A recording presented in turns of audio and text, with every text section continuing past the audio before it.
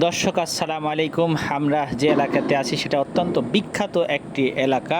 সুস্বাদু ইলিশ মাছের কথা মনে আসলেই যে নামটি সর্বপ্রথম আপনার চোখের সামনে চলে আসে, সেই চাঁদপুর রেল স্টেশনে দাঁড়িয়ে আছি।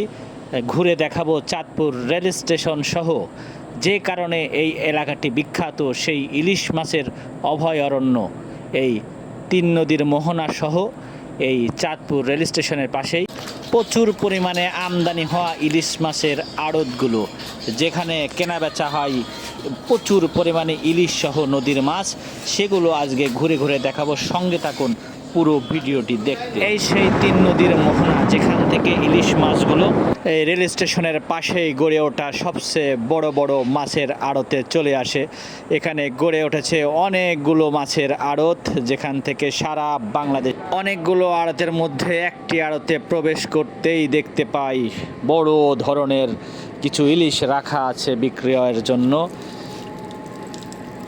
একটু সামনে এগিয়ে গেলেই দেখতে পাবেন প্রচুর পরিমাণে ইলিশ, বিভিন্ন সাইজের ইলিশ আপনারা এখানে দেখতে পাবেন।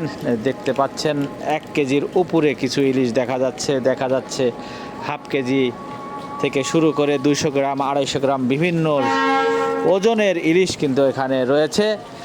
শুধু ইলিশ মাছই নয়, দেখতে পাবেন নদীর বড় বড় পাঙ্গাস, বড় বড় চিংড়ি সহ আর অন্যান্য অনেক মাছ। আমরা ঘুরে দেখেছি পুরো আড়ত। এখানে দেখতে পাচ্ছেন অনেক বড় এরিয়া, অনেক মানুষ এখানে মাছ নিয়ে এসেছে, যেমন তেমন কিনতেও এসেছে অনেক ক্রেতা।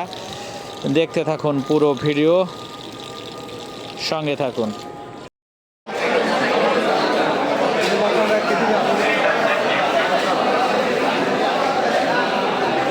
আড়তটি ঘুরে দেখানো হলেই কিন্তু আমরা দেখাবো কিভাবে নদী থেকে মাছ উঠে আসছে এই আড়তে, সেই দৃশ্যও কিন্তু দেখাবো। সামনে শেষের অংশে আছে এই মাছগুলো কোথা থেকে আসছে, কিভাবে আসছে, সেটাও কিন্তু ভিডিও শেষে আছে।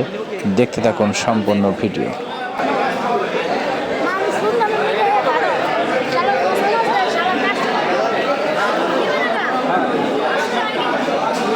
কত কেজি?